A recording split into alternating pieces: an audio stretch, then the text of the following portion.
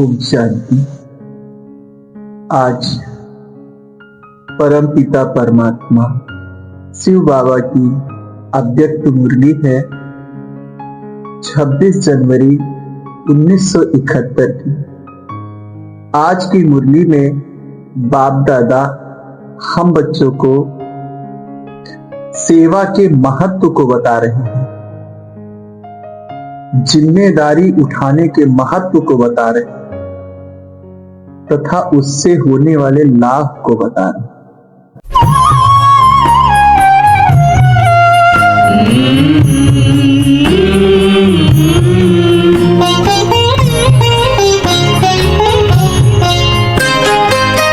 साथ तुम्हारा प्रभु कितना है प्यारा, साथ तुम्हारा प्रभु कितना है प्यारा। मिल गई मंजिल मिल गया किनारा, मिल गया किनारा। साथ तुम्हारा प्रभु कितना है प्यारा, साथ तुम्हारा प्रभु।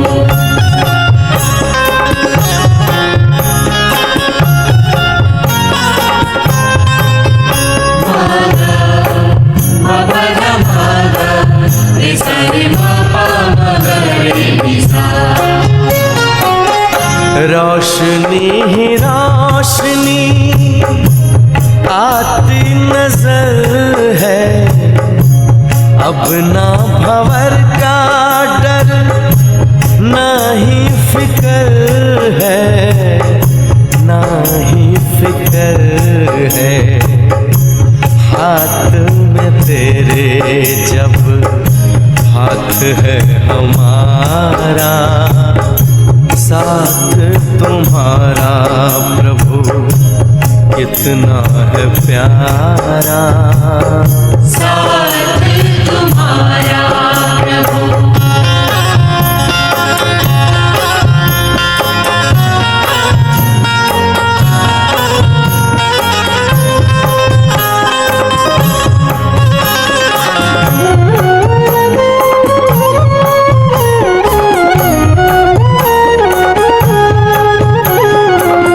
किसको खबर है कौन साथ है हमारे, जिसकी नजर से चलते चांद और तारे, चांद और तारे। कितनी ही बार तुमने पार उतारा, साथ तुम्हारा प्रभु कितना है प्यारा, साथ तुम्हारा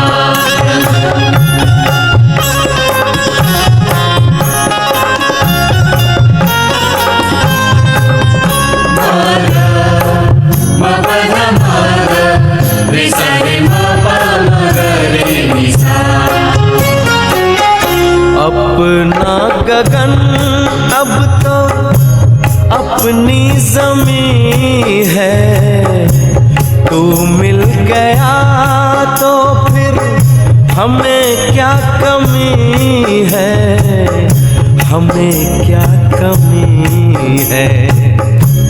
कितना हसीन लगता हर एक नजारा, साथ तुम्हारा प्रभु कितना है प्यारा, साथ तुम्हारा प्रभु कितना है प्यारा। मिल गई मंजिल मिल गया किनारा, मिल गया किनारा। साथ तुम्हारा प्रभु कितना है प्यारा, साथ तुम्हारा प्रभु कितना है प्यारा, साथ तुम्हारा प्रभु कितना है प्यारा, साथ तुम्हारा प्रभु। बाबा मुरली की शुरुआत में हम बच्चों का सम्मान याद दिलाते हैं। कहते हैं आज बाबा बच्चों को आधार मूर्त, उद्धार मूर्त, उदाहरण मूर्त और साक्षात्कार मूर्त के रूप में देख रहे हैं। बाबा कहते हैं कि आप सब आधार मूर्त हो। आपके आधार पर आपके जो फॉलोवर्स हैं, जो स्टूडेंट्स हैं, उनका भविष्य निर्भर है। आप विश्व परिवर्तन के आधार हो। विश्व परिवर्तन आप ही तो करोगे। दूसरा बाबा कहते हैं जैसा जैसा आपके कर्म होंगे वैसे वैसे आपके जो स्टूडेंट्स हैं वे भी फॉलो करेंगे। साकार में शुरुआत में साकार ब्रह्मा बाबा को फॉलो करते थे, लेकिन अब चूंकि ब्रह्मा बाबा है नहीं तो निमित्त मूर्तियां अब आप ही हो। जो आने वाली नई पीढ़ी है विद्यार्थियों की, भाई बहनों की, उनके लिए निमित्त आधार मूर्त आप ही हो। तो बाबा कहते हैं अपने को चेक करो, आधार मूर्त कहां तक समझते हो अपने आप को। फिर बाबा कहते हैं कि जिम्मेदारी से तो लोग थक जाते हैं, इसलिए कोई जिम्मेदारी उठाना नहीं चाहते, क्योंकि समझते हैं जिम्मेदारी थका देती है। लेकिन ये ईश्वरीय जिम्मेदारी अनोखी है। ईश्वरीय जिम्मेदारी थकावट मिटाने वाली। अनुभव होगा जैसे कोई और ही यह कार्य करा रहा है, क्योंकि आप विश्व परिवर्तन के जिम्मेदार हो। तो विश्व परिवर्तन की प्रक्रिया में आप जिन आत्माओं के संबंध में आओगे, संपर्क में आओगे, ज्ञान सुनाओगे, उनका उद्धार करोगे, उनके मुक्तिदाता बन जाओगे, उनको पाप कर्म से, बुरे कर्मों से, बुरे रास्ते से मुक्त करोगे। तो मुक्तिदाता बनने के कारण सर्व आत्माओं का आशीर्वाद आपको मिलेगा। आशीर्वाद मिलने के कारण हल्कापन हो जाएगा। जो जिम्मेदारियां हैं आपकी हल्की हो जाएगी। वे आत्माएं आपकी मदद भी करेंगी। तो इसलिए ये जो ईश्वरीय जिम्मेदारी है इसमें थकावट नहीं होती। बाबा कहते यह जिम्मेदारी अवस्था बनाने में बहुत मदद करती है। ठीक है, क्योंकि जब हम विश्व परिवर्तक हैं, ऐसी जिम्मेदारी लेते हैं तो अलबेलापन नहीं आता है। सदैव जागरूक रहते हैं, जैसा हम करेंगे हमारे फॉलोअर्स भी वैसे ही कार्य करेंगे। तो और मन में व्यर्थ संकल्प नहीं आते, क्योंकि मन खाली बैठता नहीं है कभी। अगर आपने जिम्मेदारी ले ली है तो मन बिजी रहेगा उसमें। बाबा कहते हैं कि बाबा हर एक बच्चे को आज 3 स्वरूपों में देख रहे हैं। उसका वर्तमान स्वरूप क्या है और पुरुषार्थ जिस प्रकार से बच्चा कर रहा है, उस आधार पे इसी संगम युग में उसका अंतिम स्वरूप क्या होगा। इसी संगम युग में, इसी देह में वह अंत तक कहां तक पहुंचेगा, इसको बाबा देख रहे हैं। और इस आधार पर बाबा उसके भविष्य स्वरूप का भी देख रहे हैं। तो ऐसे आपको भी अपना पुरुषार्थी स्वरूप, अपना अंतिम स्वरूप और अपना भविष्य स्वरूप तीनों एक साथ देखना चाहिए।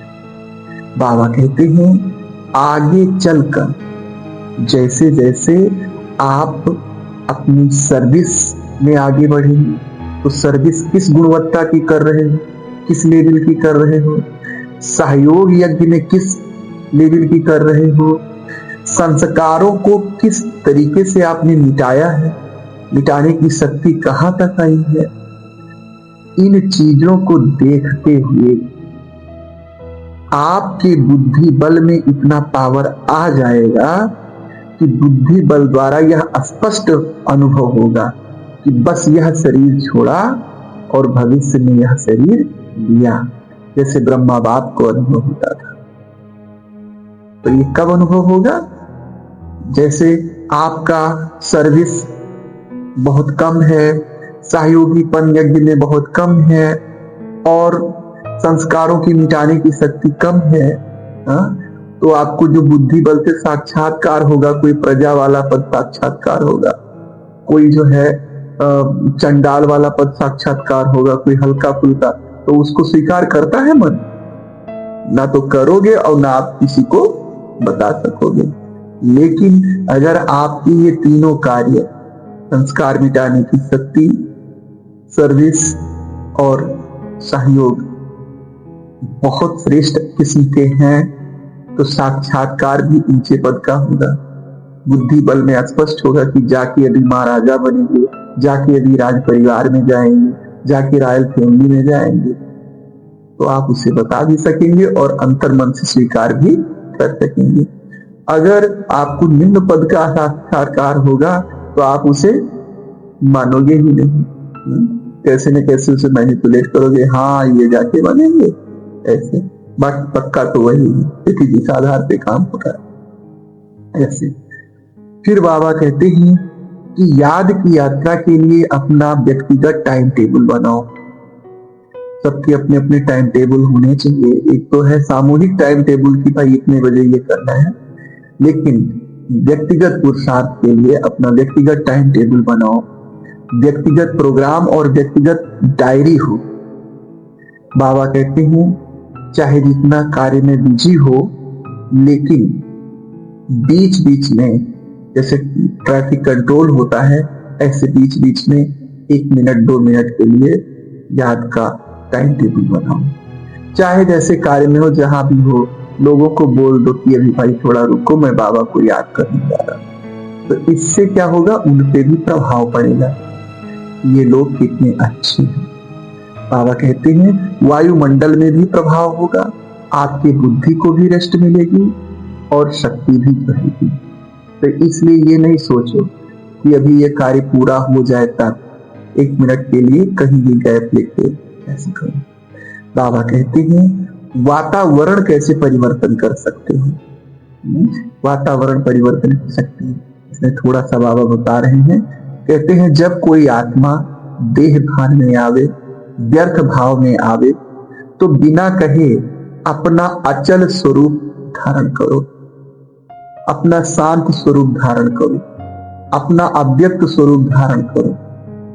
तो जब आप अव्यक्त और शांत हो जाएंगे तो वो अपने आप व्यक्त भाव से वो भी अव्यक्त में आ जाएगा या तो चला। तो ऐसे बाबा कहते हैं, और इससे वातावरण शुद्ध हो जाएगा। फिर बाबा कहते हैं आपको मास्टर ज्ञान सूर्य बनना है और उसी के कर्तव्य करने। जैसे सूर्य में लाइट भी होती है और सूर्य में गर्मी भी होती है। लाइट आने से संसार जगमग हो जाता है और गर्मी से किचड़ा सूख जाता है। तो ऐसे बाबा कहते हैं आप लोगों में ज्ञान की रोशनी तो आई है और इसके द्वारा संसार को आप सबने ज्ञान सुनाकर रोशन किया है, लोग मानते हैं, लेकिन अभी शक्ति की कमी है। उसमें माइट भी इतनी आए कि स्वयं के अंदर जो बुराइयां हैं उसको, और संसार के जो दूसरे आपके स्टूडेंट्स हैं उनके अंदर कई कमजोरियों को, ये किचड़े को आप भस्म कर सको। तो ऐसे ज्ञान सूर्य बनना है। जितना पावरफुल चीज होगी उतना ज्यादा जल्दी कीटाणु खत्म होंगे। कोई पाउडर लाओ, कोई सल्फास लाओ कि भाई इससे हम जो है गेहूं में डालेंगे, बीज में डालेंगे, सुरक्षित रहे, कीटाणु चले जाए, तो अगर पावरफुल है उतने जल्दी वो खत्म होंगे। वैसे जितनी गर्मी होगी आपके ज्ञान में, जितना पावरफुल आपका स्थिति होगी, उतना जल्दी आपके और दूसरों के संस्कार भस्म होंगे। साक्षात्कार मूर्त बाबा कहते हैं, आपकी दृष्टि, वृत्ति और स्मृति की शक्ति ऐसे हो कि कोई भी अशांत, बेचैन और घबराया हुआ आए, उनको बिल्कुल शांत कर दे। तब जाके समझो आप साक्षात्कार मूर्त बने। वो अशांत हुआ, घबराया आए और आपकी दृष्टि, वृत्ति से, स्मृति से, आपके पास आने से वो व्यक्ति शांत हो जाए। 4 प्रकार की सेवाएं बाबा ने बताया, या 4 प्रकार के क्वालिटी बताया, सर्विसेबल, सेंसिबल, वैल्यूएबल और सक्सेसफुल। बाबा कहा, बच्चों ने देखा किसी में 1 है, किसी में 2 है, किसी में 3। तो बाबा कहते हैं, स्थापना के कार्य में सर्विसेबल और सेंसिबल दोनों होना आवश्यक है। सेंसिबल माना समझदार और सर्विसेबल माने सेवाधारी। ये दोनों का कॉम्बिनेशन होना जरूरी है।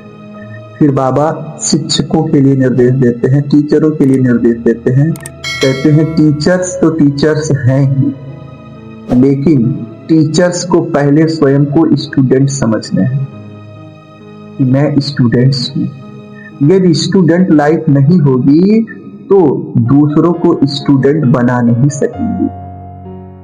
इसलिए बाबा कहते हैं, टीचर्स को स्वयं को स्टूडेंट ही समझना है। दूसरा बाबा कहते हैं कि भले कम पढ़ी लिखी हो, लेकिन जिसने विश्व का नॉलेज पढ़ लिया, सृष्टि का नॉलेज पढ़ लिया, वो समझो सब पढ़ लिया। इसलिए अंदर कोई हीन भावना ना हो कि हम तो कम पढ़े लिखे। स्थिति केवल अच्छी बनो। अच्छा, ओम शांति।